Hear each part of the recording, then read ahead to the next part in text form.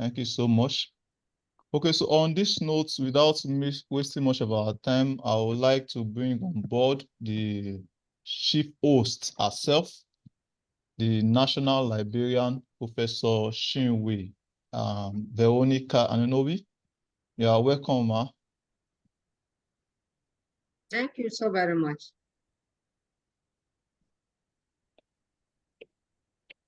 All right. I want to welcome all of us to this little series. In the series of our webinar that is part. I hope you can hear me. Yes, ma, we can hear you, ma. Okay, it's the third of this series of a webinar. For the second cohort of our program, digital literacy program, I want to appreciate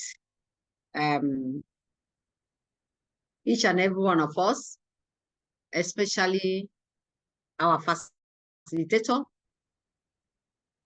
I want to believe that the training is becoming more revealing and interesting as we deepen our understanding of the focus of this all-important training. Recall, okay, let me see if you can see me. Let me see whether my network will, yeah. I don't know if you can see me now. Yes, ma, we can, ma. Are you? Okay. So, as I was saying, I said this is the third of this training, of this webinar, and it's becoming more revealing and interesting as we deepen our understanding of the focus of this all-important training. You will recall that during the first webinar, we chose the conversation on unlocking opportunities, and we were made to understand that opportunities abound for you as information professionals. But there is a snag. That snag was considered in the second webinar titled Digital Inclusion for Breaking Barriers and Expanding Opportunity. You were reliably informed that the moment you expand or you enhance your digital literacy competencies, a plethora of opportunities awaits you and your communities. Because as you are enhancing or expanding your own competencies, digital literacy competencies, you're also expanding that of your communities. Now the chips are down. We are moving in deeper and deeper.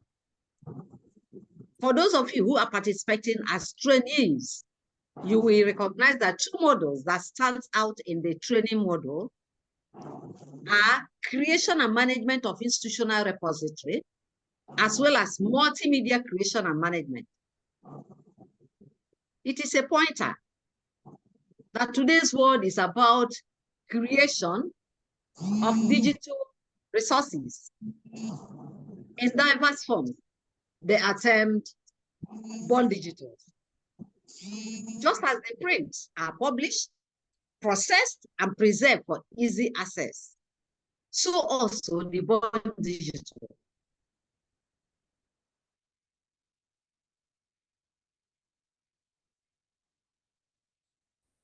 We, as if to maintain, serve, and ensure its accessibility in most professional ways, we are making it available for teaching, learning, and research. I hope I'm still communicating. Yes, you are. Very well, ma. Yeah, Am I communicating? Yes, ma, you are, ma. Yes, you are. Beautiful. Thank you very much. So, we as information professionals must find a way of maintaining and processing the born digital resources for teaching, learning, and research. Therefore, it is not surprising that in the course of this training, you'll be exposed to one important container, very, very important for this curation and preservation, the institutional repository. We therefore consider it expedient to provide a better understanding of the entire concept of digital curation and preservation as best practices before we will unveil the sample container, that is the repository, and the how of creating a relatively unfamiliar form of digital resources, that is the multimedia. We are expecting you to be aware and have the competencies of where and how to curate, preserve, and archive these various digital resources, given your own environment and other factors or resources. We have therefore chosen a scholar per excellence to be at the center of this conversation, knowing fully well that the quality and nature of this topic and the expectations of our participants were hooked, dived, and caught the biggest and best fish, who is finally situated to provide the desirable. He is no other but one of our own, Professor Issa Abdulwahab. Prof, we thank you for this rare opportunity to share your wealth of knowledge on this topical issue with our trainees and other participants. We have no doubt that we will leave this room fully satisfied as we drink the water from your stream of expertise and experience. Thank you to our wonderful, enthusiastic, and committed trainees and participants. The person I know in Professor Issa will surely defray our doubts and concerns. Yeah. The members of the committee, Emeka, Mirabel, Femi, Atilora, led by Aziz, thank you for this passionate effort, the energy and time we are putting into this training. On this note, I invite you to be part of this competencies changing conversation. It's going to be a conversation. Look at him, Professor Issa. Tell him your challenges. He is there to listen, and the conversation starts and continues. God bless you. Thank you very much. Thank you so much, Ma. Thank you for that wonderful speech, as expected. Thank you so much, Ma. On this note, I would like to bring on board our keynote speaker, Professor Abdulwahab. Is a professor par excellence. So before I bring him on board, I would like to introduce him briefly. Professor Abdulwahab Olarewaju Issa holds Diploma in Library Science, Bachelor of Library Science, Master of Library Science from ABU Zaria, PhD from Ibadan, and PGDE from UDOS. He began his teaching career as graduate assistant in 1992 in the Department of Library and Information Science, ABU Zaria, and left in 1999 as assistant lecturer and joined the service of the Federal Polytechnic Offa in 2000 as lecturer 1, rising through the ranks to become a chief lecturer in 2009.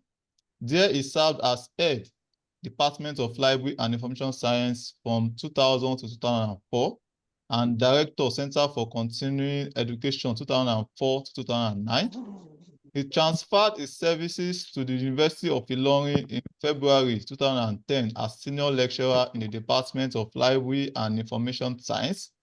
There he served as head of department from 2011 to 2016 and subdean postgraduate school 2011 to 2018, while also serving as the university in such committee and board as Merit Award Postgraduate School and the Ilorin Business School, Business Committee of Senate Student Disciplinary Committee, Examination Commissioner, Faculty Representative on Congregation.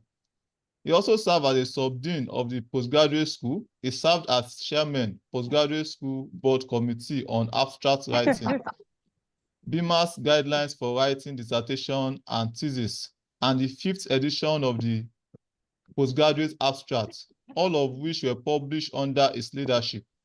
He was external examiner for undergraduate, master's, and doctoral program to such universities as ABU Zaria, FUT Mina, University of Ibadan, Backup University, Ilishan Remo Bayero University, Kano, Umaru Musa Yar'Adua University. Ṣé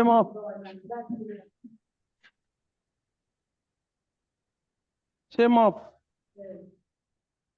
Kò kí ń ṣe mop. Wọ́n máa padà. Ó dìgbà tó máa parí sí.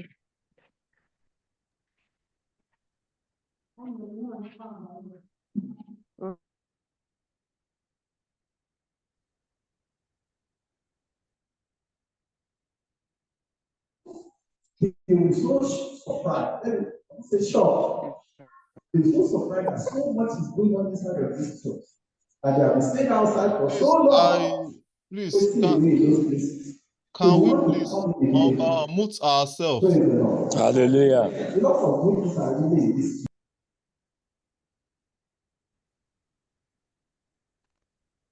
Okay.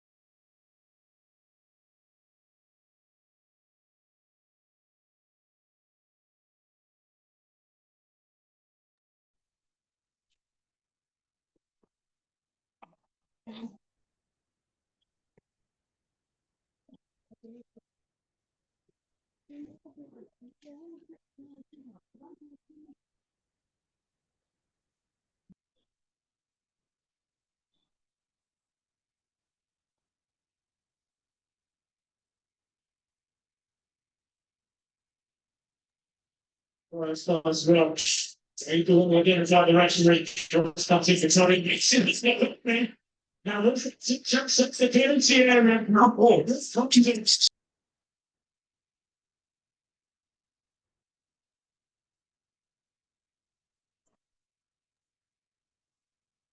Oh, sorry. Please, can you all hear me now?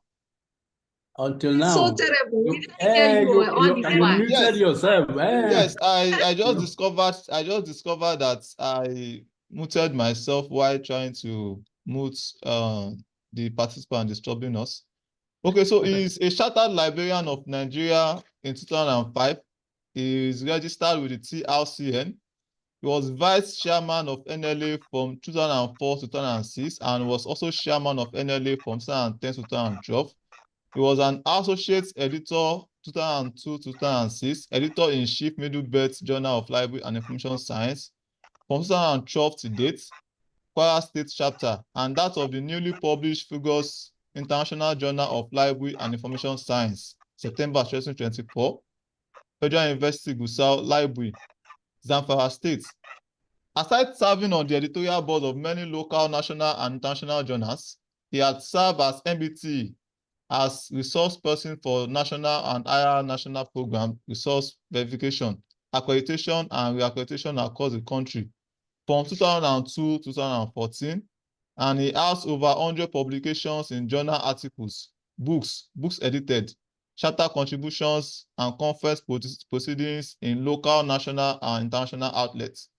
He has supervised to completion 6 doctoral and 10 master students, with others at varying stages of completion. Professor Issa was external assessors for professorship and leadership position in such universities as Lagos State University, Federal University of Technology, Akure, Ajayi Crowther University, Oyo, Federal University, Oyekiti, and Rivers State University, Federal University, Lokoja, Delsu, Abuaka, Adeleke University, Ede, University of Ibadan, Umar Musa Yar'Adua University, BUK, Kano, UNAB, Abeokuta, now Alka, UNN, Nsukka, University of Ibadan, National Institute for Legal and Democratic Studies, Abuja, as well as College of Education, Zuba, Abuja. He was also chief librarian, among others. Professor Issa delivered the 2020 edition of the prestigious Jire Onlalokun Memorial Lecture, and for 3 consecutive years had been a guest speaker at the course 14, 15, and 16 of the National Institute for Security Studies, Buhari, Abuja. During the 2021, 2022, and 2023 course year. Furthermore, he is a member Nigerian Library Association and National Association of Library and Information Science Educators, which he joined in 1992. He is a Chartered Librarian of Nigeria 2005, registered TLC member 2007, and member British Council Digital Libraries 2017. He was appointed professor in 2017 and was the immediate past university librarian 2017 to 2022, both at the University of Ilorin. He has been a visiting professor at the Kwara State University, Malete, since November 2022. He is happily married with 4 children. This is wonderful. Please, let's welcome on board Professor Abdulwahab Issa with a sounding round of applause. Thank you. So we can do this with the icon, with the clap icon, please. I think Prof deserve a resounding round of applause for this wonderful achievement. Thank you. Okay. Thank you so much. You're welcome, sir. You have the floor, sir. Thank you so much. Thank you so very much. Thank you so very much. Let me start this way. And it is to welcome everybody on board this webinar training, which is entitled Digital Curation and Preservation, Best Practices for Managing Digital Collections. And what I'll be presenting this afternoon, whether erroneously or otherwise, is going to be a text of a keynote address. And it is to be delivered by Professor Abdulwahab Olanrewaju Issa. And the current address for that professor is professor at the Kwara State University, Malete. Even though I'm speaking from my office in the University of Ilorin, to which I envisage a return in about a month's time, finally. And so I'm so happy to be amidst the National Library of Nigeria family, holding these very important digital literacy training cohorts 2, being a webinar series 2, holding today, the 21st September 2024. Let me start with my protocols. The National Librarian, Chief Executive Officer of the National Library of Nigeria, our erudite, prominent, and eminent Professor of Library and Information Science, Professor Chinwe Anunobi, the anchor moderator for this webinar series, Mr. Aziz Elijah, all of us of the organizing committee, our distinguished participants all across the country. Ladies and gentlemen, it is my pleasure, it is my honor to welcome everyone, to virtually to this very important session. And that is going to be by way of my protocol. Now the courtesies. Gentlemen, it gives me great pleasure to be invited here today as the keynote speaker at this webinar 2 which is Digital Literacy Training Cohort 2 on the title Digital Curation and Preservation, Best Practices for Managing Collections. To say the least, I am indeed honored by the invitation, especially that I still do not understand what could have qualified me for the invitation in the very first instance. Hence, the appropriateness starting off on appreciation. Now, before I go on, permit me to do a little digression, and that is to tell you that unlike what the National Librarian has alluded to in our introduction, I'm sure I'll be disappointing quite a number this evening, this presentation. This is because I think I got everything wrongly at the beginning. I thought that the presentation was coming up in another 2 weeks' time. This current week that we're ending today, I spent it at the Kwara State University, attending some high-level meetings. The meeting started as far back as Wednesday, and it was only at night yesterday that we concluded. It was only yesterday I got to understand that the dinner is coming up today. So I had to jump the gun. There is a local election going on in Kwara State at the moment. Movements have been restricted since last night, but I had to jump the gun and left home as early as 6:30. So I'm in my office here since 7 o'clock in the morning, trying to put the bits and pieces of the paper together. So for whoever at the end of this delivery finds the presentation disappointing, I can only, but ab initio, tender my unreserved apology. So, ladies and gentlemen, on that background, therefore, permit me to move on to my introduction. And this is the way it is couched. Given the fact that digital curation in this context represents a value-adding process and/or activity through active management and stewardship, while preservation resonates more with retaining the endurance and/or survivor, permit me, therefore, to reorder the title slightly to reflect the sense and logic that this presents. Hence, the slight alteration in the title I presented here. We must start from the very basic. So I have titled this sub-segment under introduction as conceptualization.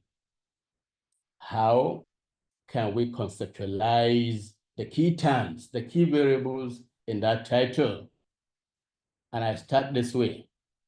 Digital preservation refers to which digital originality is maintained for enduring accessibility, thereby preserving its authenticity and integrity. By so doing, it will protect it against loss and/or corruption, even as it follows for its migration formats and media, thereby ensuring its long-term accessibility and usability. Ladies and gentlemen, I do not want to take for granted the fact that we're all familiar with this terrain.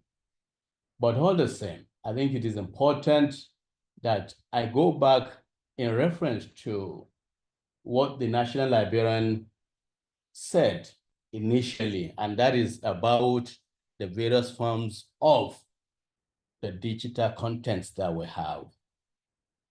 Generally, libraries and librarianship are familiar with collections, both in the physical as well as in the digital formats. We started way back in the decades with the concept of audio, visual. But today we have graduated. It has also metamorphosed into digital contents. And so the way we have the physical collections in the library, namely books, journals, and the rest of them will also have their digital equivalents, and these are the digital contents that we're concerned with today. Now, a typical library setting, the material could come digital, others could be digitalized, and whichever way they have come, that will need machines. They will need some form of hardware to get them accessible. They are unlike the physical materials, the books and journals that we are naturally familiar with in the library environments. So this distinguishes between the physical and the digital contents or collections in our libraries. So our emphasis, our concentration this evening is on the digital contents that constitute the digital collections wherever they are located. Therefore, I moved on further to talk about digital curation as another concept under the title there. And here, digital curation involves the active management of digital its life cycle, ranging from their selection, acquisition, appraisal, to ingestion of the digital contents. It also involves data selection and acquisition, organization and description, storage and preservation and conservation, as well as dissemination and access of data. To achieve this, it requires the organization, the description, and annotation of such contents so as to ensure data quality, data integrity, and data accessibility, thereby adding value, like I said earlier on, adding value, enhancing data discovery access towards supporting research, education, and scholarship. So these are benefits derivable from our dealing with digital collections. Now, to differentiate between preservation and curation of the contents, the former focuses on long-term storage and protection, while the latter involves the entire life cycle. As one prioritizes data survival, the other emphasizes usability, accessibility. Whereas one involves backup, involves migration and storage, the other includes selection, appraisal, and annotation. In other words, preservation ensures that digital files remain accessible and intact over time, whereas curation ensures that such files are properly described, they are properly organized, and more importantly, properly contextualized, thereby making it easily discoverable and therefore usable. Thus, taken together, digital preservation and digital curation will mean the active management and long-term maintenance of digital data in order to ensure its enduring accessibility, its enduring usability, and its enduring integrity. So, to round off with that segment, I have postulated, therefore, that digital preservation, that process by which you ensure the long-term accessibility, usability, and integrity of digital information, protecting it from loss, protection, and protecting it from degradation or deterioration due to technological, environmental, or human factors. And that is how that segment has been ended. Now, distinguished ladies and gentlemen, I'm sure you will not be bored by my trying to contextualize digital preservation on the one hand and digital curation on the other hand. Like I said earlier on, I have slightly adjusted the title to bring preservation before curation.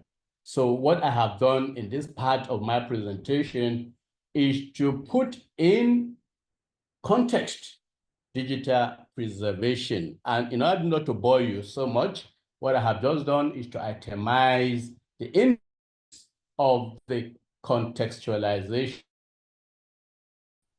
On this particular page, I talk about digital preservation as involving the following 6 elements, namely 1, identifying and selecting digital content for preservation. 2, creating and managing preservation copies. 3, monitoring and maintaining digital storage. 4, migrating data to new formats technologies. 5, ensuring data authenticity and integrity. And finally, documenting preservation processes and policies. Now, again, I felt it is important to mention the goals of digital preservation. And these include 1, ensuring long-term access to digital information. 2, protecting against data loss or corruption. 3, maintaining data authenticity and integrity. 4, complying with regulatory requirements. And 5, supporting research, supporting education, and supporting scholarship. Now, to move on further, it is important to identify the digital preservation concepts, and these include byte preservation, that is storing raw data; logical preservation, that is maintaining file formats; conceptual preservation, that is preserving meaning and context; digital curation, that is active management of digital contents; and finally, preservation planning, which will involve developing the strategy process.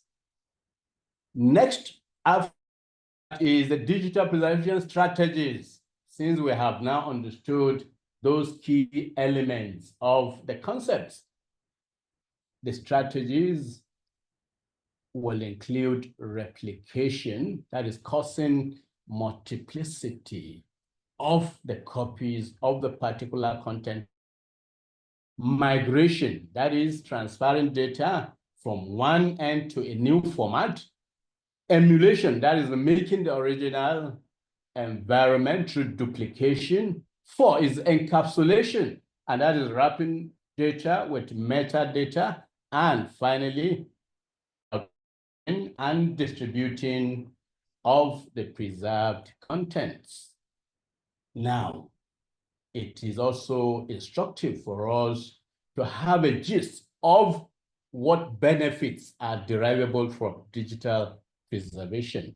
The 5 listed here, include but not limited to: 1, ensuring long-term access to those digital information; 2, protecting cultural, historical, and scientific heritage; 3, supporting research and scholarship; 4, complying with regulatory requirements; and 5, enhancing digital asset management. Now, with all of these, the strategies, the indices, it is not unexpected, therefore, that there are going to be some attendant challenges.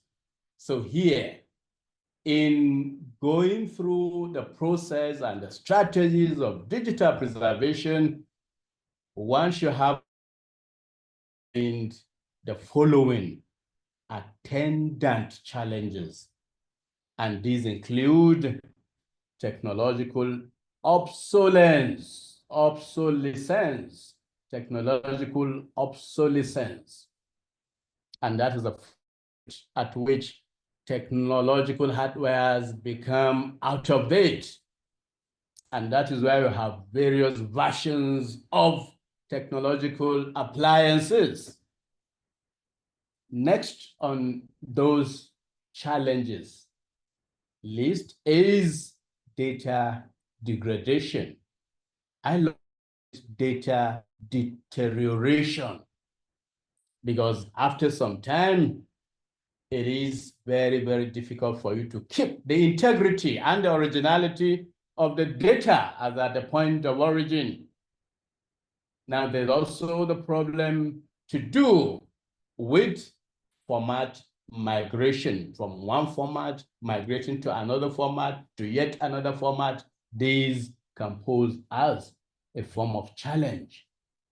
There's also the storage and infrastructure costs attending to digital preservation, especially in our parts of the world where our currency has become so well devalued that it is almost getting to a point of worthlessness. So in that case, the storage and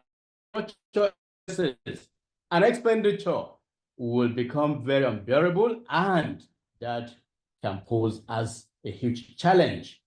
Also, there could be of ensuring the authenticity and integrity of the data in question.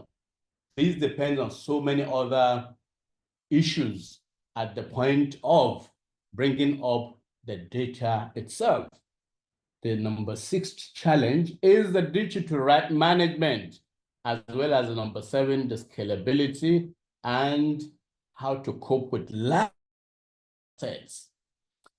Ladies and gentlemen, permit me to end up this segment of data preservation with some projected, suggested digital preservation best practices.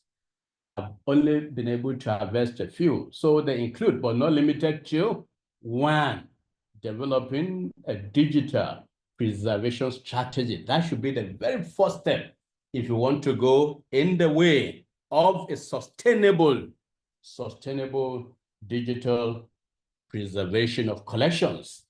Number 2, there's a need to use standardized formats and metadata.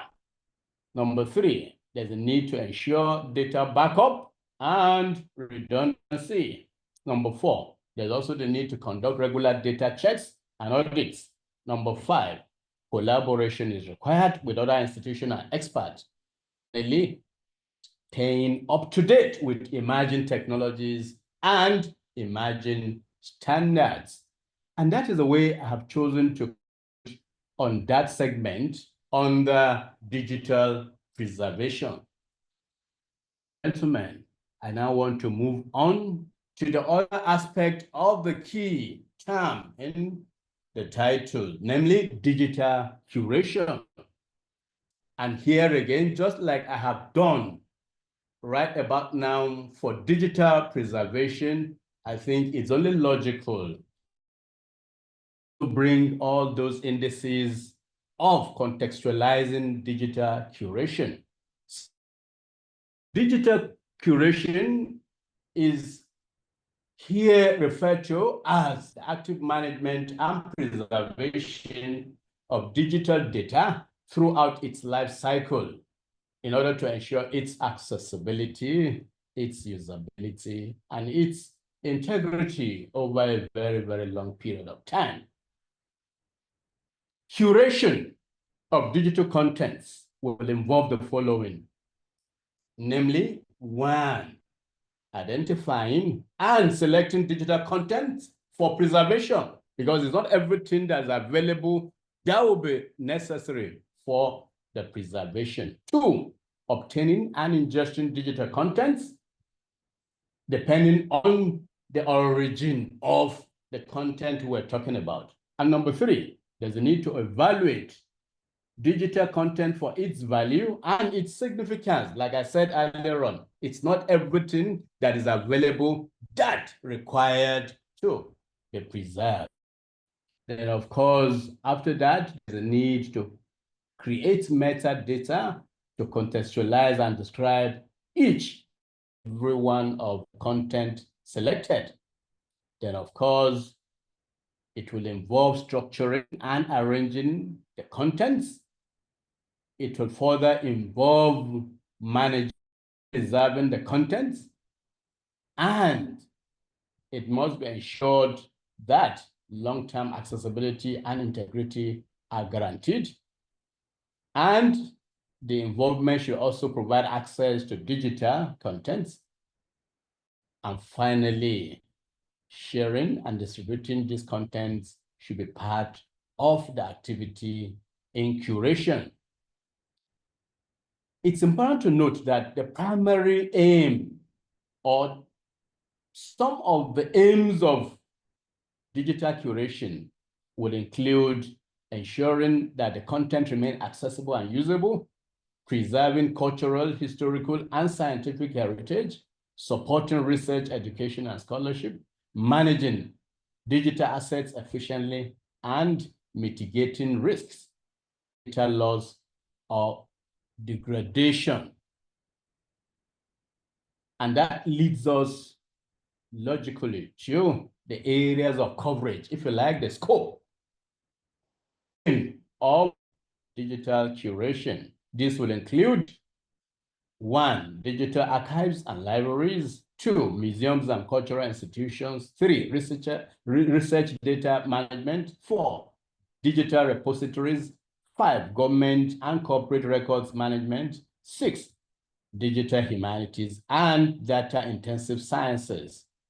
But even more important, its key concepts, meaning the key concepts in digital curation include, but not limited to, 1, digital lifecycle management, metadata standards and schema, digital preservation strategies, data management and organization, information systems and technologies, digital stewardship and curation, and finally, risk management and disaster recovery. So, ladies and gentlemen, what I have struggled so hard to do this far is to put side by side the 2 important concepts in the title, namely digital preservation and digital curation. And so those indices are very, very tangential, very, very important to basic understanding and knowledge and comprehension of what digital preservation and digital curation are all about. Now, henceforth, we'll make further progress. I think we're done now with the issues of conceptualizing and contextualizing. So the next main subheading here will be the benefits, the essence, the reasons why it is desirable to curate. And so the way to go about it is to title that studying digital curation is essential for several reasons, some of which include the following 10 items, namely 1, to ensure the long-term accessibility and preservation of cultural, historical, and scientific digital artifacts. 2, to help sense of the vast amounts of digital data being curated. 3, to protect digital information from loss, corruption, and deterioration. 4, to enable researchers to access and utilize digital resources, thereby facilitating new discoveries. 5, to help organizations meet regulatory requirements for data management and preservation. 6, promoting understanding of digital technologies and their impact on the society. 7, preparing professionals to adapt to emerging technologies and formats. 8, ensuring resources remain accessible to diverse audiences. 9, facilitating, sharing, and collaboration in scientific research. And finally, saving resources, reducing costs, and promoting economic growth on a wider scale.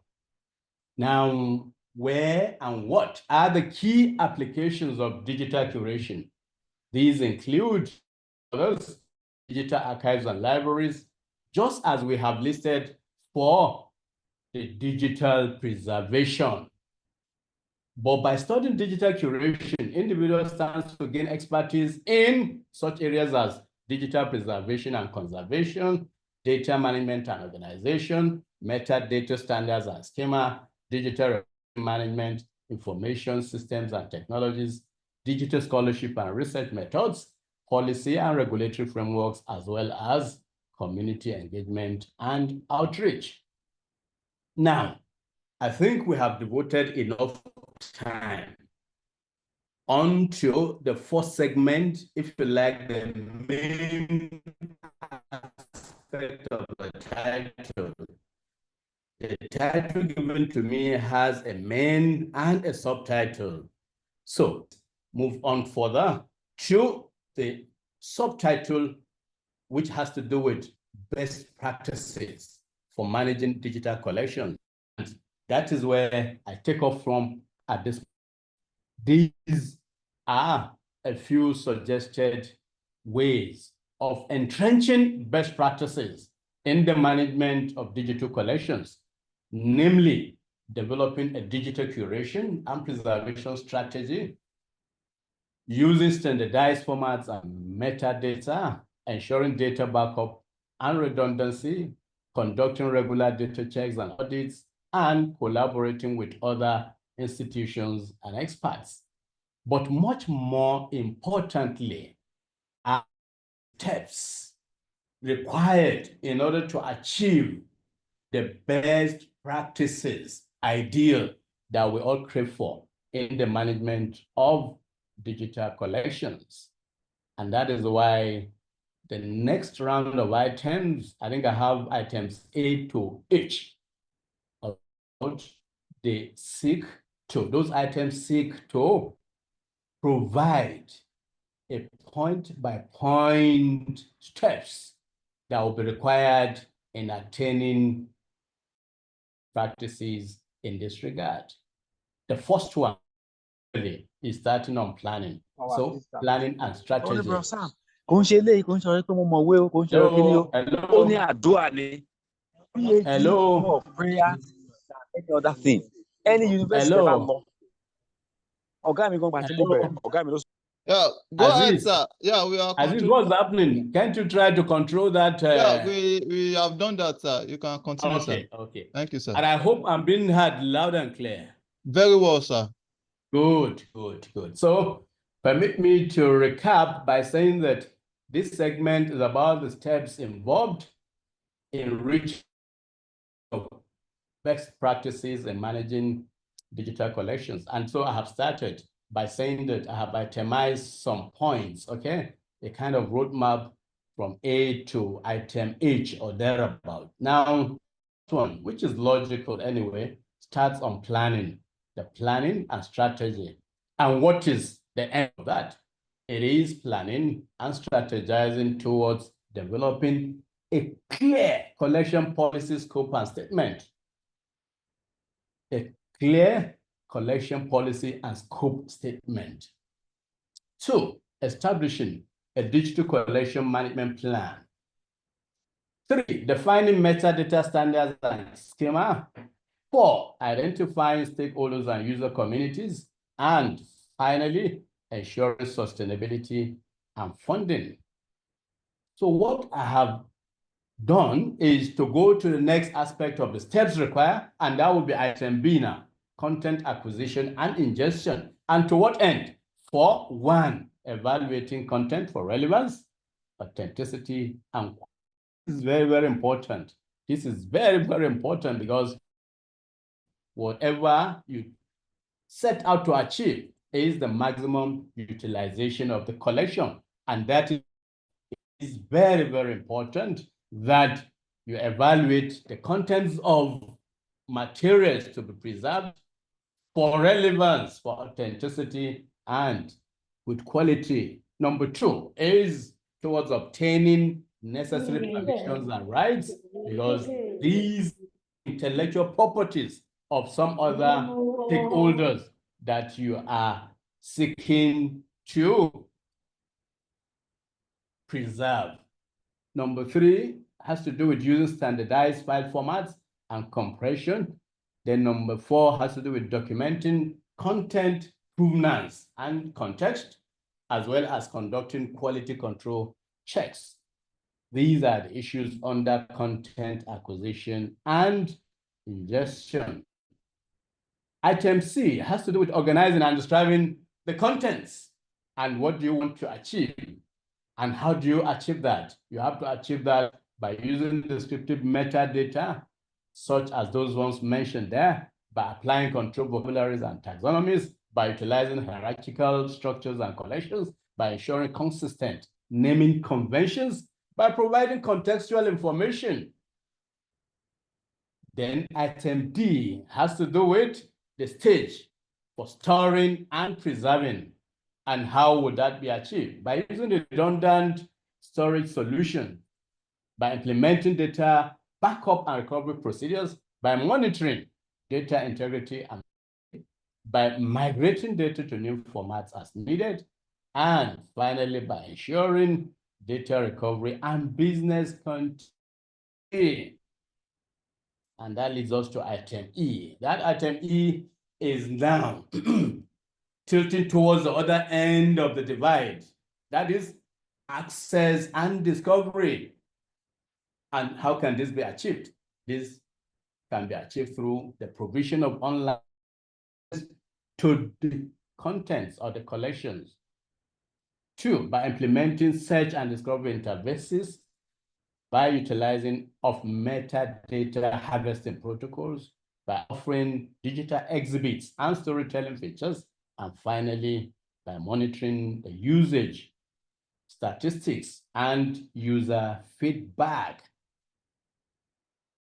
And because access and discovery had been provided using those parameters under item E, item F is interested in the preservation proper.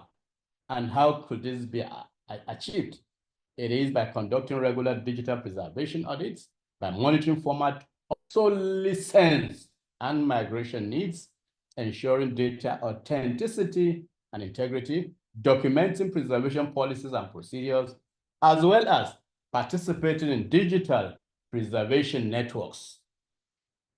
Ladies and gentlemen, I think we're gravitating very slowly to the end of those lists, but it's important that I still marshal out items G and H, because from this end now, we are going to situate all of these postulations in the context of our own professional calling, and that is library practice. So, ladies and gentlemen, permit me to go through the elements that are G, namely collaboration and community engagement. How? By 1, engaging with user communities and other stakeholders. 2, by collaborating with other institutions and projects. 3, by participating in standards development and best practices. And 5, by fostering open communication and transparency. Item H, which is the final item, it has to do with continuous improvement. Just like we have in our collection development policy cycle, where you have committee analysis on top of that unending cycle. Next is selection policy. Next is selection itself. Next is acquisition within, and finally evaluation, which also dovetailed into another committee analysis. So here, what we say is at the tail end of the processes and procedures at achieving best practices ideal in digital content preservation, there is a need, a very, very important one for that matter, for continuous improvement. And how can this be achieved? This can be achieved through assessing and evaluating the digital collection, technological advancements and trends. 3, updating policies and procedures as needed. 4, providing training and professional development. And 5, ensuring ongoing funding and resource allocation. Ladies and gentlemen, going by the above laid down steps, which encapsulates the ideals of best practice long-term accessibility, usability, and preservation of digital collections can be guaranteed, particularly against such attendant challenges, like I've mentioned earlier on, like technological obsolescence, data degradation or deterioration, format migration, storage and infrastructure costs, as well as data authenticity and integrity. The National Librarian, the moderator for this training, very esteemed and distinguished participants,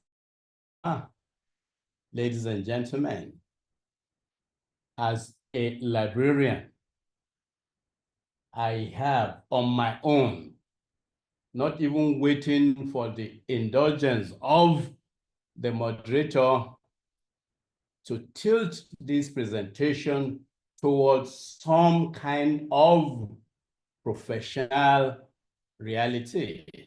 And that is why this segment is my own thinking, is my own way of doing it.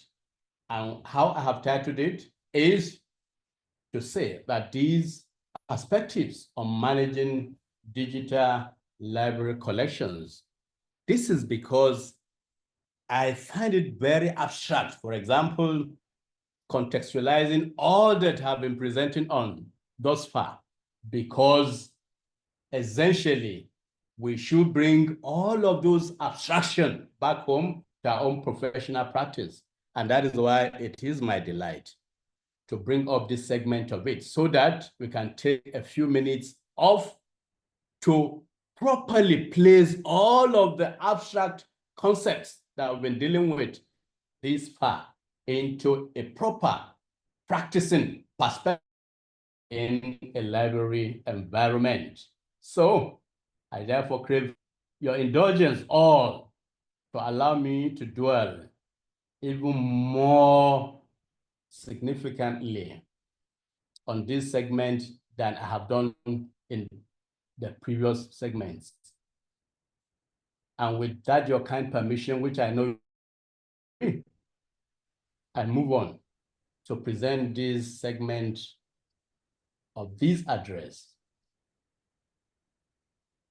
Collections of digital objects like texts, images, audio, visual, and data, which are organized and made readily accessible through a number of platforms that may include but not limited to web portals, databases, repositories, and or software applications, aptly and succinctly defines and describes digital libraries. So permit me, that is the way I want to define digital library this evening. By their sheer nature, these digital libraries can serve multiple institutions like universities, research centers, libraries, museums, or archives, especially when they have common goals, interests, and or audiences. So they have digital libraries could serve users spontaneously. They could also serve users simultaneously, and they could serve in multiple forms at the same time. And that is why in that little description, we capture the essence, we capture the value, we capture the imperative digital libraries and their digital contents as and above, more beneficial than the physical collections and the physical libraries. It's also the reality of our moment. Digital libraries are the epitome of the current reality of librarianship practices world over. That is me. I found this topic given to me as very, very relevant and very, very also. So that is the way I have couched my understanding and the benefits derivable from digital libraries as well as their digital contents. Now, to effectively and efficiently manage such digital content, a few tips on some strategies that could translate into best practices are here I put forward. They may include, but not limited to, namely, 1, in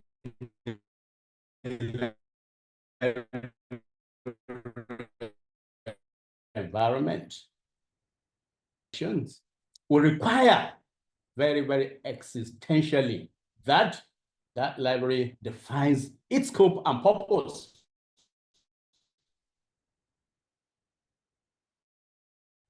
So the preserve content, no. First and foremost, very, very primary is the need to be able to very well define the scope and purpose of that library. Because every other thing would depend on different definition. Remember also that ultimately the goal is to serve some people. So a library of a particular type would exist for a particular group of audience or audiences. So the library scope and purpose must be defined clearly in that regard. And just permit me to read this. To do that clear definition of scope and purpose, the library will need to know what the objectives, what the outcomes desired from the projects are, who are the target users, and other tangential stakeholders, as well as content, format, and rights of the targeted digital objects. Lack of Hello, already interrupting. Hello. Hello, sir. Hello, yes, everyone. We are working on it, sir. You can There's go ahead, an sir. interruption going on. It has been Have you controlled, dealt with sir. interruption? Yes, sir. Very well. Okay, thank you. Thank you, sir. Thank you. So now, knowing these will enable the library to establish the scope and purpose of its collection, as well as to identify of different institutions and platforms involved in the project. That is number 1. Number 2, there's a need for that library to adopt common standards and common metadata. And the way to go about it, not to guarantee quality, consistency, and interoperability, preservation and discoverability of digital objects, establishing common standards, which will comprise of sets of guidelines and or specifications are very well required. Similarly, common metadata are also required owing to the need to correctly describe the digital objects to be collected and preserved. Thus, adopting common standards and metadata will guarantee that digital objects are compatible, that they are searchable, and they are also reusable across different platforms or institutions. There's a need to deploy appropriate tools and systems. Goes a long way. In our university, particularly our university, like on such tools and systems that one would need to deploy in this regard. And I know for a fact that this space has been a very wonderful part of the world, particularly among university libraries largely, because it has a lot of benefits and advantages over several orders of such tools and systems. So there's a need for the deployment of appropriate, my emphasis, tools and systems in this regard. Number 4, implementing quality assurance and control. You must ensure that whatever the contents and collections will be, eventually they are subject to quality assurance as well as quality control. These are the processes I'm provided to ensure accuracy completeness, validity, and reliability of the digital objects with a view to preventing errors, preventing inconsistencies, and preventing corruption of the digital collections. And that is why we have given some examples of those readily available. Number 5, there is also the need to provide support and training. Now, this is where the big issue actually lies. Just go through the text first. These refers to those services and resources that are required to enable users and other stakeholders access, use, and benefit from the collections. Their satisfaction, engagement, and feedback. These may be provided in the forms of documentation, in the form of tutorials, in the form of guides, in the form of help desks, in the form of fora, as well as workshops. Ladies and gentlemen, the support and training that is required for these might not be readily available, especially if we think along the path of the 2 very important requirements for this kind of process. The technical know-how is one. The other one is the professional leanings of the curator and the preserver. We are all aware that in our library schools, we only take, what do you call this one now? What do you call this course on archival, okay? Archival studies is only a component of the training that we give schools. Whoever wants to be an archivist, I make bold to say, needs to have further certification, further training in order to be an expert in the field of archival studies. And that is where this issue of curation and preservation actually lies. So it's important that we should distinguish between the training we give to our library science graduates and the required training that we need for one to be a curator or to be a preserver. And of course, would also be the need to have the technical know-how. And that's why the computer scientists and some of our own graduates who have also developed some skills in that respect will come into a very good play. So here, we should not underrate the issue of support and training. By and large, whether we are coming from those 2 backgrounds I have just or not, it's important for us to realize that on-the-job training would even do better for us and be able to augment whatever deficiencies that we have as staff in this regard. So that is why I feel it's important to pause a little to make certain clarifications. Now, the 6th and final one has to do with evaluating and improving performance. Just like I alluded to earlier on about the cyclical nature of the collection development process, when you apply it in performance, is towards another community analysis as postulated in the CDP. So, it and improve performance as the methods and measures for assessing effectiveness, efficiency, and impact of the collections. These can enable manager to identify the collection's SWOT, that is the strengths, weaknesses, opportunities, and threats, thereby no room for improvement. Metrics, indicators, surveys, feedback, analysis, and reports are just few examples of ways to carry out this. Now, ladies and gentlemen, adopting the strategies enunciated above in the form of best practices will go in attending to the multiple challenges bordering on ensuring quality, consistency, interoperability, preservation, and discoverability of the digital objects, which usually come with managing the across multiple institutions or multiple platforms. My closing remarks.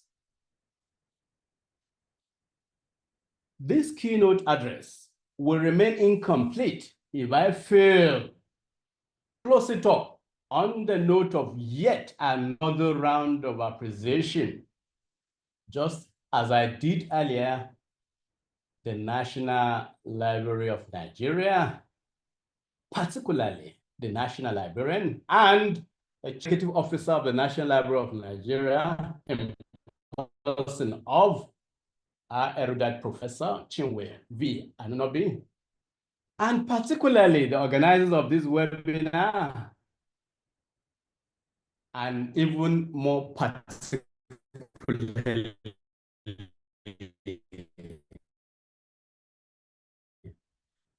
Elijah. All of you deserve my sincere gratitude for my choice as a keynote speaker, even when much more qualified persons. I'm not unaware of this fact. I know 1,001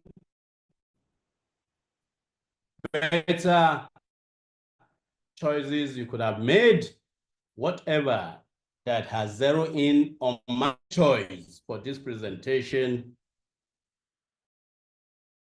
I would not understand.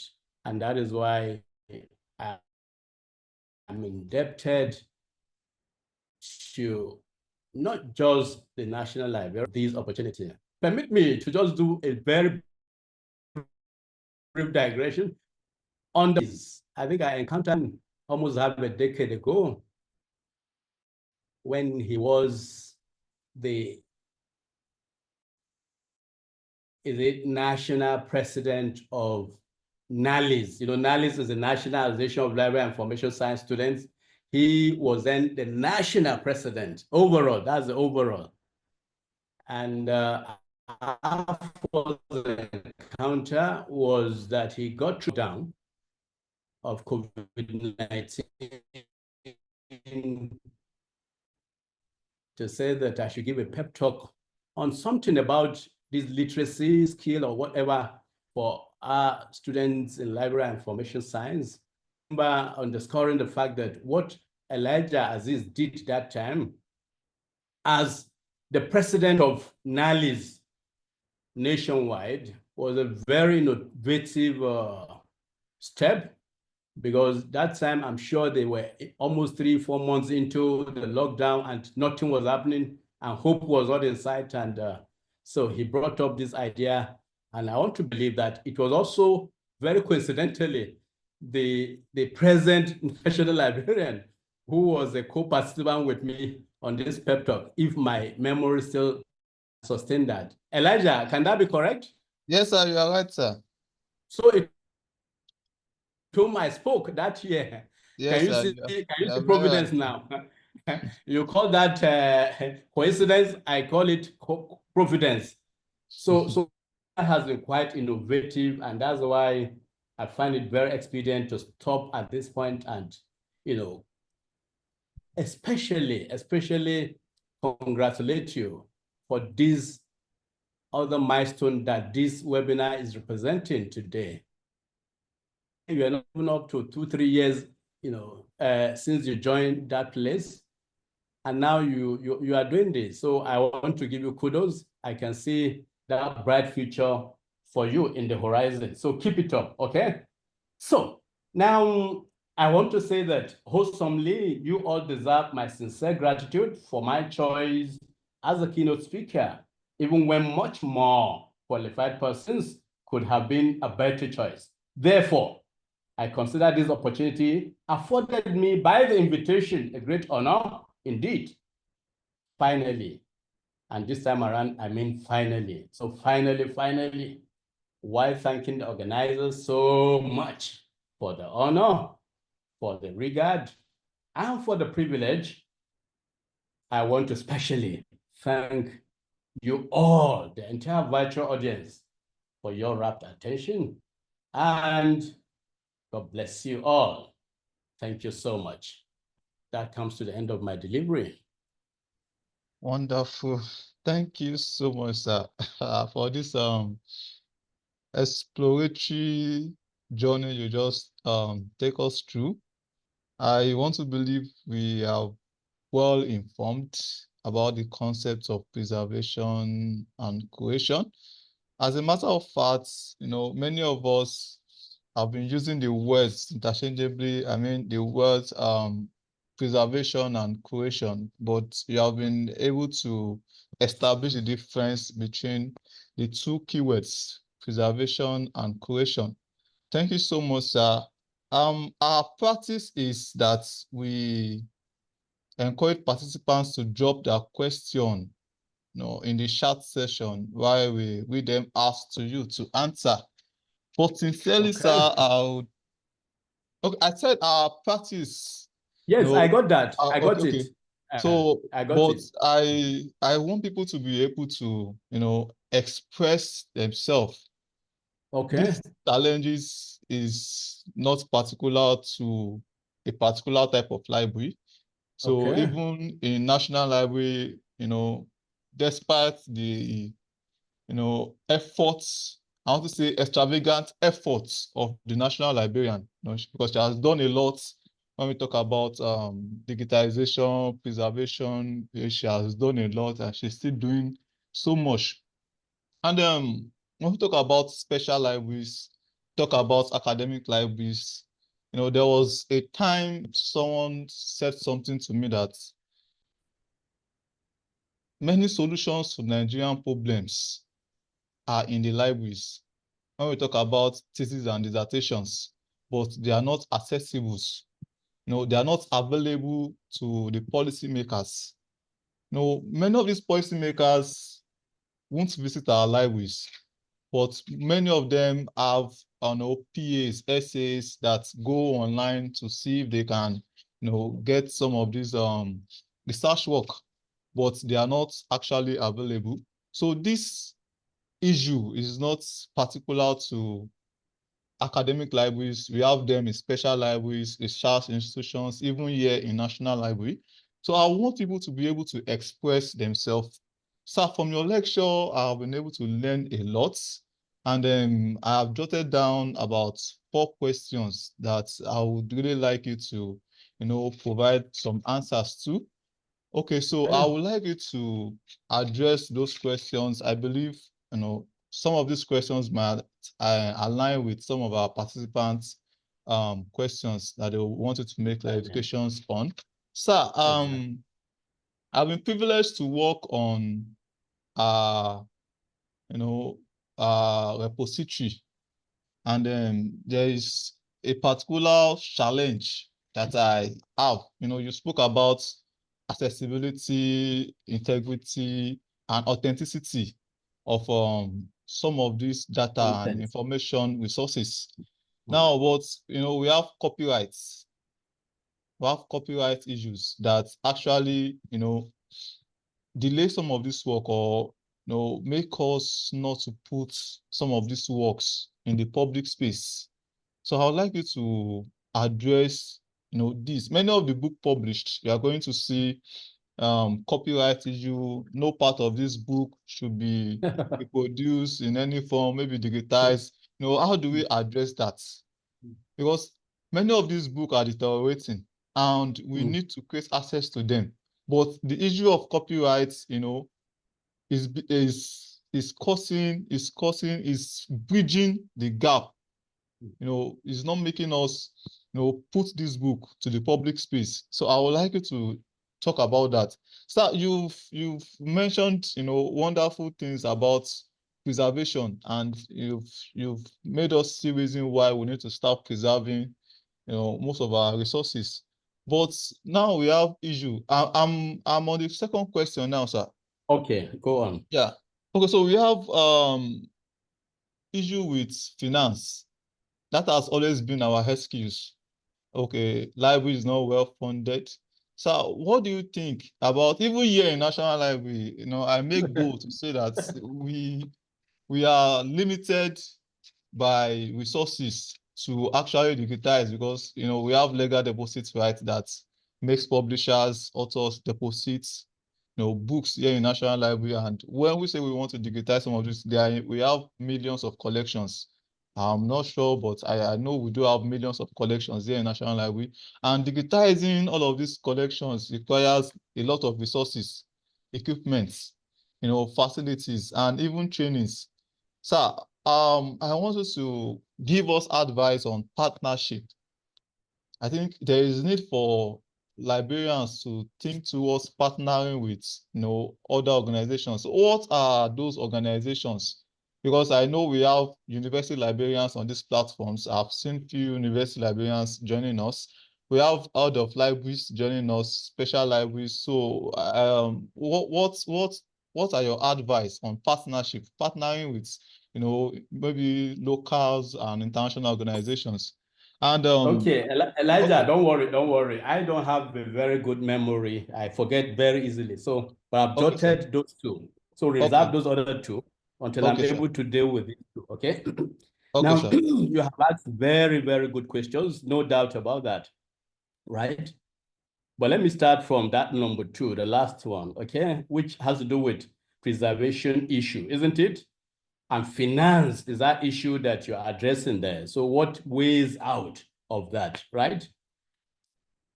I'm also glad that you also mentioned, I cannot confirm that here anyway, that there are university librarians on the right now. Only about 2 weeks ago, at least less than 3 weeks, precisely, all librarians converged on Ilorin at our university here.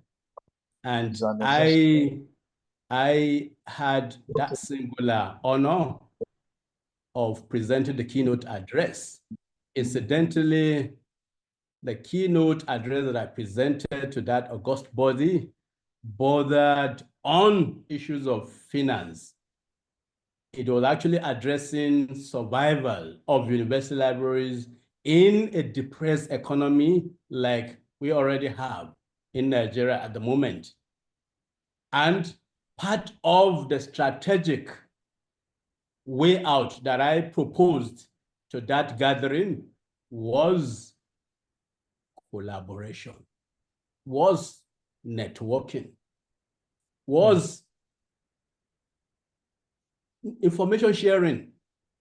Because in this kind of hostile economy, no library in Nigeria can do it alone. Well, let me just interject that with some funny thinking. When you said that the library is counted with the issue of finances when it comes to preservation, you make laugh. I just taught my doctoral students a couple of days ago about how very rich any national library will and can always be. You draw your budget from the National Assembly. Which other type of library has that kind of luxury? So don't come on this platform and tell us you are also bedeviled with the problem of finances. You are our apex library. You are the #1 library in the country. You are the father and forefather of all libraries in this country. And so we regard you to be so financially outstanding, much more than other types of libraries. So if we are presenting finances as cases in our other types of libraries, the National Library would have no local standee to do such a presentation. But that is just by the way. Now, in order to circumvent, because like I also postulated at that meeting, you see, the issue of cash crunch, the issue of depressed economy didn't just arrive today. It had always been with us, and it will always be with us. So we cannot always hold on to it as a reason why we cannot achieve our goals. And that is why, for me, what came to my mind, in addition to what I delivered at, was that we cannot begin to set our priorities right in that regard. You could see I was going over and over the issue of it's not everything that exists that must be preserved. So if we get it right at the point of evaluating those digital contents to be countenanced for preservation, we would be able to manage with those ones that have the utmost usage, that have the utmost benefit to our users. I am aware, and that is wrong. I'm aware that some libraries embark on digital preservation just because they want to trend, just for the fun. With the terrible economic situation in this country, you cannot do anything for the fun of it any longer. It must be strictly priority. So the antidote that I'm preferring this evening towards circumventing the financial challenges regarding digital preservation and curation is setting our priorities right. Identifying what are the priority areas for those priorities. We will now discover that it is almost very well. We'll be able to take care of digitizing those contents primarily. So once we divorce our intention from trending, wanting to be like, okay, we're also doing it too, fashion. If we're doing it for the purpose for which we set out originally, we will be able to achieve that regardless of the financial indisposition in the country at the moment. Is that okay? Now, going back to the issue of your question number one, copyright, just like the issue of finances too, copyright issue had always been there. I remember in 1993, I was taking, what do you call this one? Records management in ABU Zaria at that time. The undergraduate class is taught records and archival management. So I taught that course in 93, 94 in ABU Zaria. And a very bright student asked me, come, these books you keep in the library, they are the intellectual properties of somebody. Yet somebody will now come into the library and make use of. How does the library guarantees their copyright protection? That question was in year 1990, sorry, what did I say now? 1993. And the same answer I gave, answer is still relevant today. So whether it is physical content or digital content, whether it is digital collection, physical collection, the issue of copyright will always be there. How much did you buy those books into your library?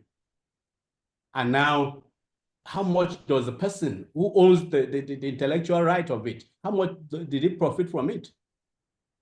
And the library is meant to keep the collection for as long as it can last. And now we're even saying their physical are no longer sustainable. So we want to digitize them. You want to prolong their durability for usage. So naturally, the issue of copyright infringement would always, as librarians, as professional librarians, if you have some idea of how it works in records and archival management, they will tell you that the principle of fair use is the answer to this. There's something in records and archival management they call principle of fair use. And my fair here is F-A-I-R, use. So it's a principle.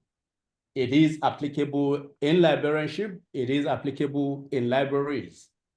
As the university librarian, as the national librarian, as the college librarian, as the special librarian, you must ensure the application of principle of fair use. So let me give you an example. If a student walks into a university library, picks up a thesis, a project, a dissertation, and seeks to photocopy that thesis or dissertation, if you allow such a student to do that, you have not applied the principle of fair use. If somebody comes to the library and seeks to reproduce the entire content of a book, particularly if such is not a student, If, for example, a lecturer now duplicates pages of a book and sells it to the students, there's no principle of fair use any longer. But for as long as you're using library collection, whether physical or digital, for the purpose of expanding the flow, for the purpose of education, for the purpose of enlightenment, for the purpose of research, definitely you have not infringed on any right. Remember, everything, every content you have used in regards, you will be expected ethically to acknowledge. So in those acknowledgements come in form of formal acknowledgement or even referencing and citation, those are ways of returning back the glory back to the owner of those intellectual properties. That way, you have fairly used their intellectual properties. And that way, you have infringed on any copyright. But by the time you now duplicate their own work, their intellectual properties, you duplicate it to make money, to make gains. No, no, that is dubious, unethical, and therefore you have violated the copyrights of those who have those properties. So for me, it's just due diligence that I will advise here. Due diligence. Know the kind of people that come to use your collection. Know how they use those collections. Once you can pull some kind of failures against all those, I think this issue of copyright will not be an issue. Remember, the library is doing those owners of a lot of good by keeping their works. When I was University Librarian at the University of Ilorin, I sermonized about the need for lecturers to get materials to the library if they want to be enduring, if they want to endure, because beyond your own lifespan, those materials will be there. And there's a way we use at the University of Ilorin, we dedicate a particular stamp for donated materials, and we will insert your name on stamps, meaning generations yet to come will come and benefit from your own gesture.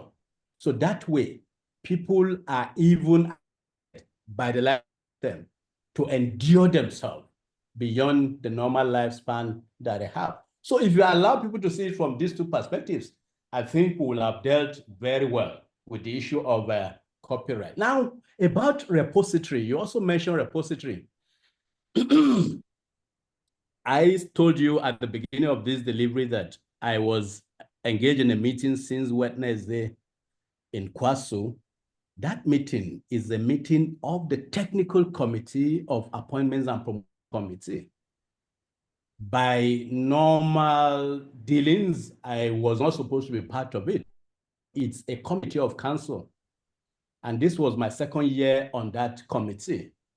But the first year, I was given a letter of invitation to that committee. I raised a point of order to the effect that normally, because I am aware that any such committee belongs to council, I, as a staff on sabbatical, do not have a ground to be part of it. So they now told me that in their own book, there is a caveat that allows for expertise to be headhunted from anywhere in the university and be co-opted into the committee. And that was the basis for my legitimacy on that committee. So only 3 days ago, we sat for this year's business. Now, the point I want to make there is that issue of how to get the institutional repository very functional. And I remember I also delivered a paper in Abuja to ONU last year or so. I mentioned the fact that the institutional repository at the University of Ilorin Library had been very, very top on our target because the university itself made it easy for us, made it easy for the library. So I now suggested that today I sat with just a couple of days ago now, and it was taken. And what is that suggestion? The suggestion is that at the University of Ilorin, there is a template that every staff that has put up for promotion and had been promoted will get the letter of promotion ready but will not be delivered to that candidate until and except that he or she gets clearance from the university librarian indicating that all the publications have been uploaded. So back then, when I was in university librarian, some of the issues some members of the committee raised before me was this copyright thing. That look, these are their intellectual product issue, so that people will access it. Yes, I gave an answer that time, and that's the answer I'm still giving now, that we are operating on the principle of fair use. Remember, the institutional repository is first and foremost meant for that community. Just like if you want to have an external person using your university library, there must be an express permit allowing for the use. And that is the way you can now monitor to what end is that usage.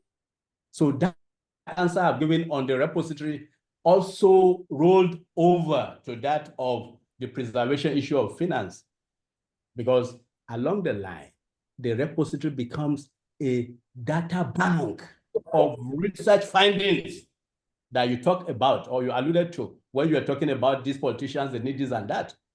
So the intellectual productivity of an institution can easily be located in their repositories. But when you now use it for commercial user, then you have violated the rights of the owners of those properties. And that is just the tiny line that we must guide and safeguard all the time. If we move too far away from that, we will be denying the ultimate goal of having those collections in the first instance. Remember, libraries and librarianship exist to allow for information dissemination. So the fact that you are able to collect, number of contents in your library is just one step. Is not an end in itself. The end that you seek is to be able to disseminate the information content to the right audience. So that's why there's a need for a very tiny balancing of that situation. So that way, I think I've been able to respond to those two questions, if those answers actually satisfy your yearning. Yes, So, okay. Move on. Yeah, thank you so much, sir. I think I've learned and we learn now. Okay, so I have two more questions. However, please go on. Please go on. I would like to suspend those questions so that our participants can ask their questions. Okay. So also I love what University of Ilorin is doing, and I believe other institutions also can follow suit. I would also like to mention that any institution that is talking about digitization, preservation, repository, they need to also visit National Library of Nigeria, because we are doing a lot of work, and they need to understudy what we are doing. And I think that is the essence of these webinars. We don't want to, we want to be able to involve, every library institutions, not just that we'll be the one doing it. We want to see that every library is keen into this initiative. So I want to encourage everyone to visit National Library for our templates. Okay, so on this note, I would like to invite our participants to please ask their questions. Just raise up your hand if you have any questions. We are going to recognize you so that you can ask a question. Thank you. I should come.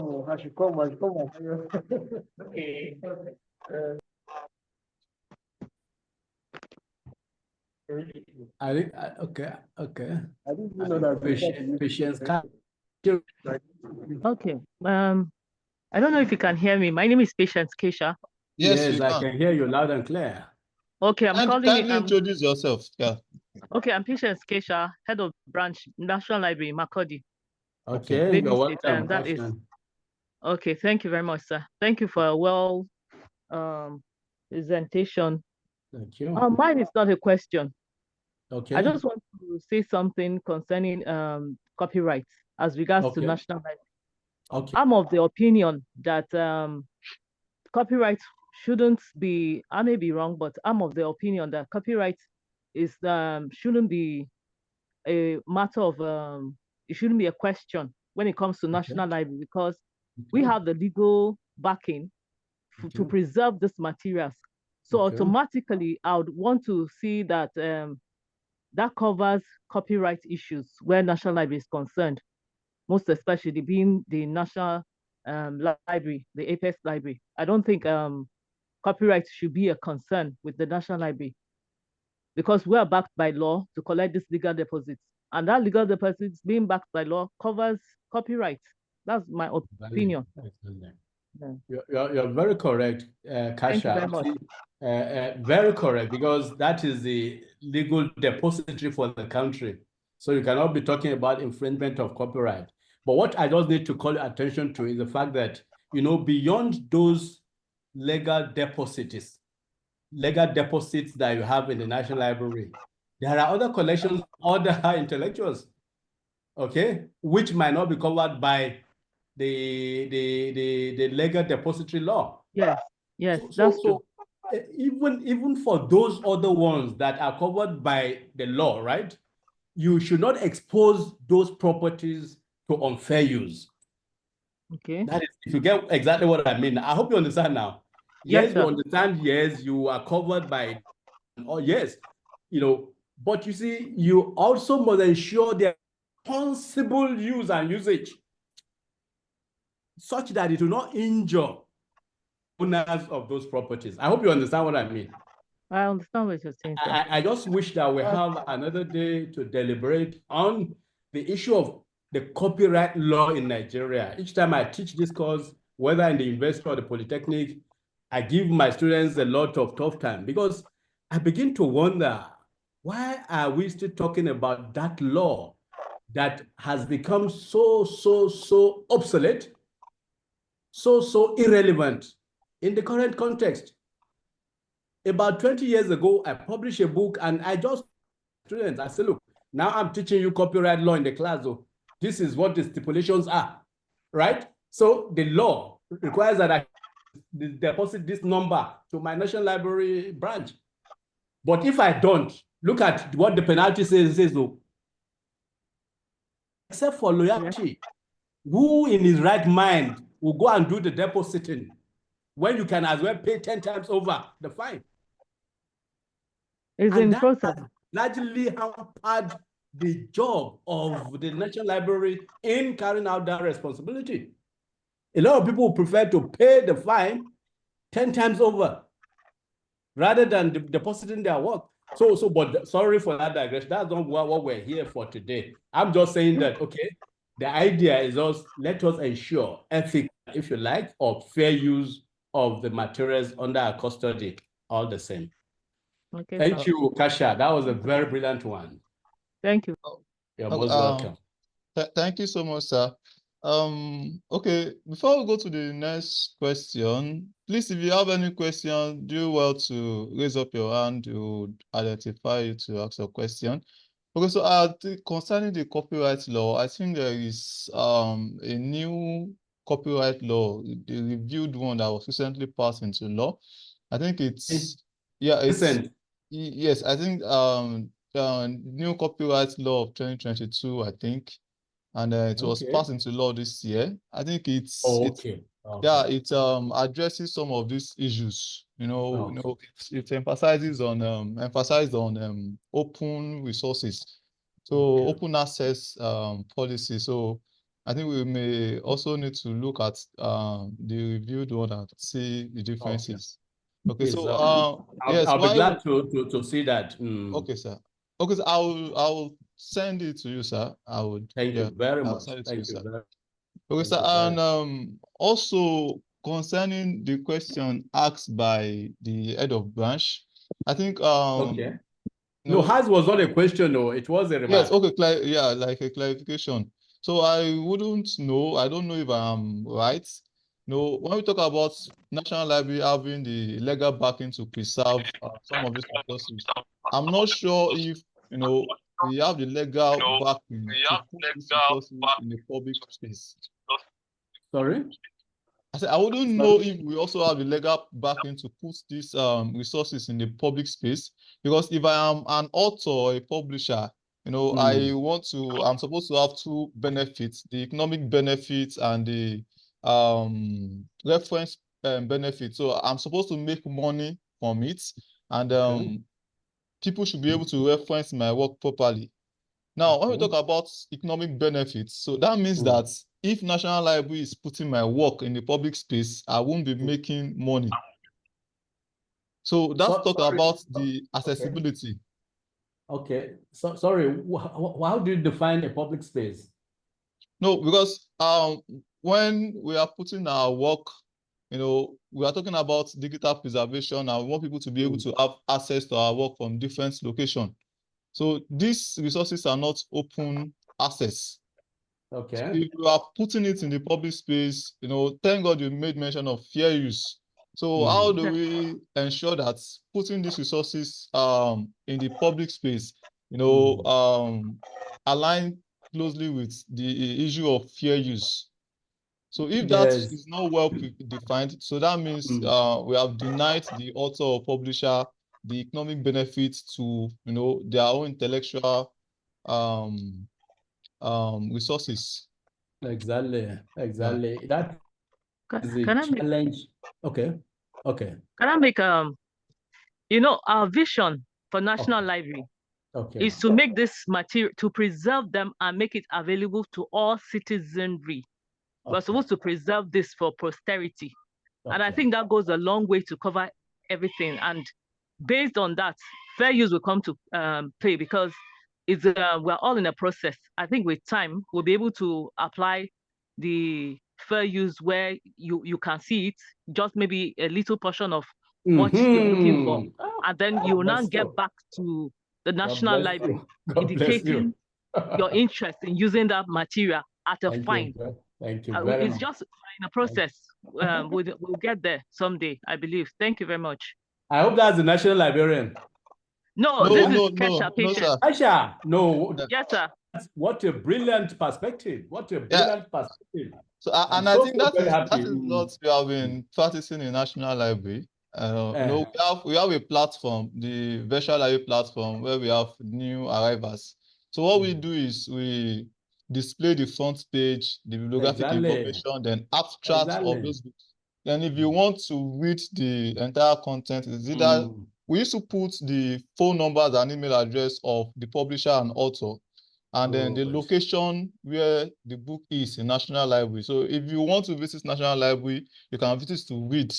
And if you want to purchase a copy, you can call the publisher or the author or email them to get a copy. So I think that has answered exactly. that. Exactly. Those two contributions are brilliant contributions. With you in total. Thank you, sir.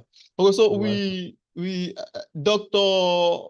Nwaforizo, please, are you still with us? She has a question. Okay. Please kindly unmute yourself, ma.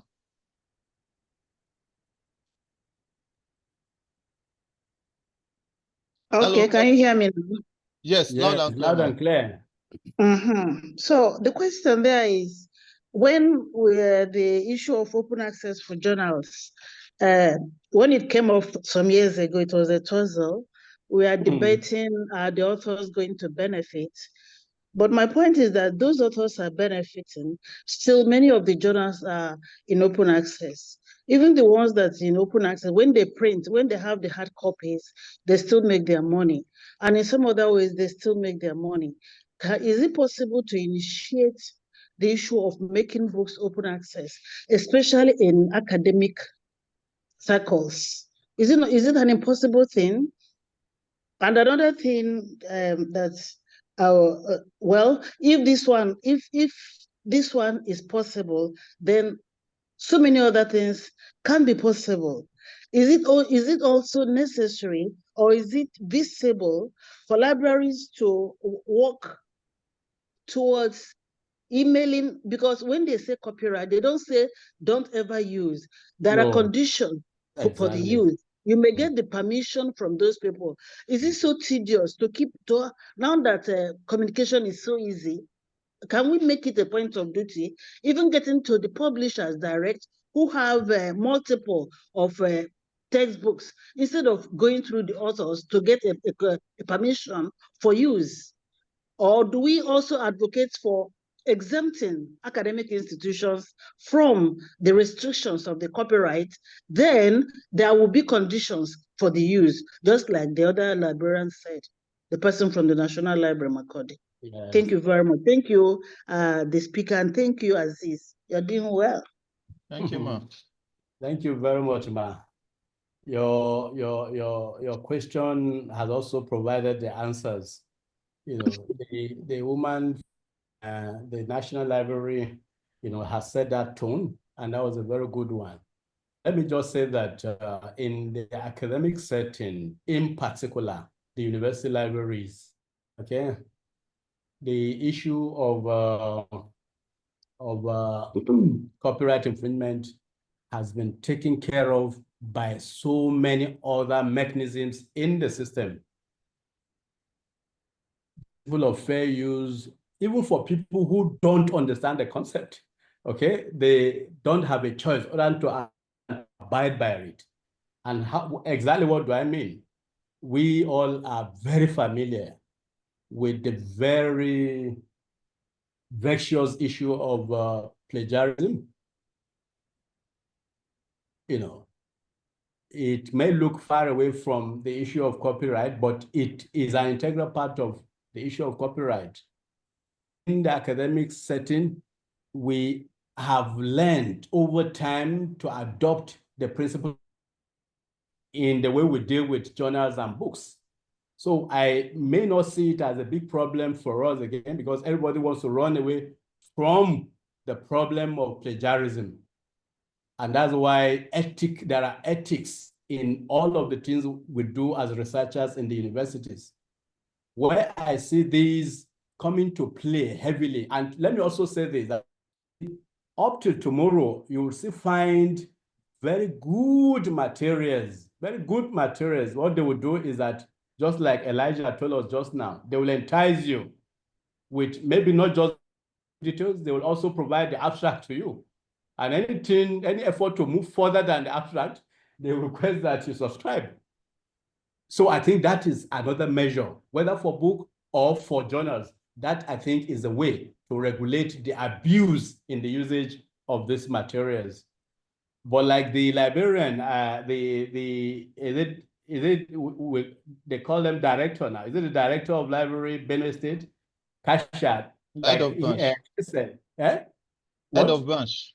Head of branch, okay. So like she said, honestly, I align with her. The National Library is in a better stage along that line, okay? Remember that it is actually not a lending library to start from. It is a reference. It is a library of reference. So the issue of copyright infringement has been dealt with because of the circumstances and nature of the National Library itself. Now, for the University Library, it is being dealt with in its own unique way, because as a community of intelligentsia now, they have their own mechanisms to regulate the conduct, particularly when it comes to the conduct of research. So that, again, has helped in maintaining the fair use of these materials. Now, ladies and gentlemen, I have the greatest of my fears. It's neither in those two types of libraries, but in the public library space. Because there's a head-on collision between the principle and philosophy of the public library on the one hand, and the issue of copyright infringement, especially in this part of the world, where we are largely a non-reading nation.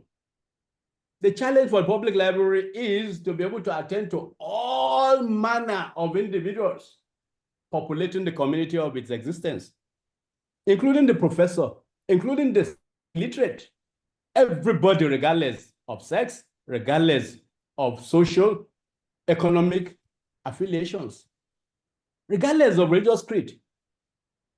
That's an uphill task. Now, that library is the most underfunded in this part of the world. Yet, it is a library that is supposed to attract the greatest number of members of the community. So if the few people who even deem it fit at all come to such a library, how do you now begin to preach the principle of fair use and not sending that tiny fragment of society finally away from your library? So for me, that is where the real issue of brainstorming actually would come, because it is just antithetical for the public library to exist when we bring together all these vexatious issues. As for the other kinds of libraries, there are mechanisms already in place. All we needed to do is to ensure the adaptation of those mechanisms to ensure that there are of all those intellectual properties under our care. So I thank you very much for the submission, Ma. Thank you so much, sir. I'm not sure if we have any question. Okay, so but we still have more time don't we? No, I think we are supposed to end now. Really? Yes. I thought it spans over 2 hours. Have we spent 30 minutes? We spent 2 hours already, sir. Really? It seems like because of the way you have addressed the whole topic, it seems as if we've not spent enough time. Wow. So because we enjoyed the session, sir. Well, Okay, thank sir. you. Yes, thank you so much, sir. So on behalf of the National Librarian, we want to say a very big thank you.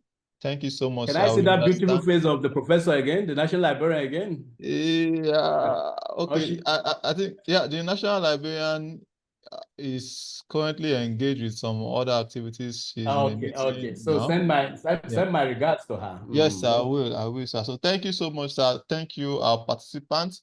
So, sir, I don't know if our participants have questions, if we can release your email address. Okay. To the participants. My email address. Yes. You don't have it? You don't have it? Yes, okay, I don't have it. Yeah. Let me quickly type it here so that they can have it. Okay. Yeah, you can type it in the chat session, sir, so that they can reach out to you. That's what I'm doing right now. Okay, sir. So, yeah, please so make. Okay. Go on, please. No, go on, sir. Make available to them. Yes. Okay. Okay, sir. Yes, sir. So I also want to admonish our participants and encourage everyone. Let's just start from somewhere. The idea of digitization or preservation might seem difficult, maybe because of some of these challenges professors has mentioned to us. But the most important thing is to start from somewhere. You can start by coming up with proposals to your parent institutions. Like special libraries, you understand that you have financial issues. Just come up with proposals to your parents, institutions, let them understand why they need to start. They need to start acting now. They need to start preserving, all of their records, their documents. But as a matter of fact, you can even start with normal scanners and computer system. Just let them see that you are making effort, and let's see how it goes. The most important thing is for you to start. Please start preserving, our knowledge. That's the most important thing. So while we wait for, okay, Prof Have you seen it? Have you seen it? I'm trying to. No, sir. You haven't? No, we haven't, sir. Okay. I'm still trying to. You can as well call it so that okay. Anyone wants to write it down. It is DR. DR, that's all lowercase, DRISSA. DRISSA.AO at unilorin.edu.ng. DRISSA joined together .AO at unilorin.edu.ng. or Lanrewaju Wahab. Okay, good. Then the second one is Lanrewaju, LanreWajwahab.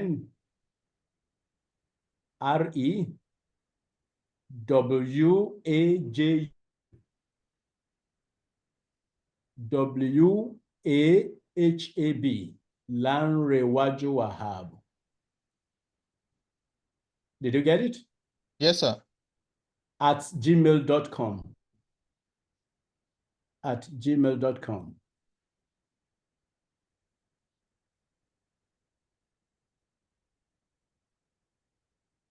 Okay, so please, if you have any question, you can email. No. That one, is that J? Lanrewaju, is it J? Waju. Yes. Okay, yes. okay. Yes, it is. So it's correct. So it's correct. Yes, yes, so sir. on a final note, do you just allow me to say a few things? And that is to once again around the National Library, but our participant, I could see that quite a number of people joined. I could see some of the comments at the chat box here. And honestly, I feel very happy to be presenting this in front of you all. And I just wish us good luck in all of our dealings. I want to end up by saying that those of us who work in the university libraries, in the polytechnic and college libraries, especially those who are heading these libraries, you have a lot of leverage in TED Fund. You have a lot of leverage in TED Fund. Now, only recently, I have a reason to talk to a librarian and advise her, look, that 70% formula of TED Fund actually allows you to bring in your electronic resources underneath 70. You know, it was not that interpreted when I became university librarian, but I went to TED Fund and I was able to convince them. Being able to build your digital resources underneath the 70% would allow you a wider leverage to collect a lot of digital contents as well as to have access to a lot of databases. So that is my advice for those public universities, public colleges, public polytechnics. You have that advantage and you have that leverage in that advantage. Please cash in on it, because the future of the world, as far as librarianship is concerned, is no longer in the future, it is right now. And that future is electronic resources for electronic services. Elijah, I thank you so much for the opportunity. Thank you so much, sir. Thank you so much, sir, for your time. No, it is well spent. We have learned a lot. Thank you so much, sir. Thank you, everyone. So this is where we draw the curtain today. Thank you. God bless you all. Thank you.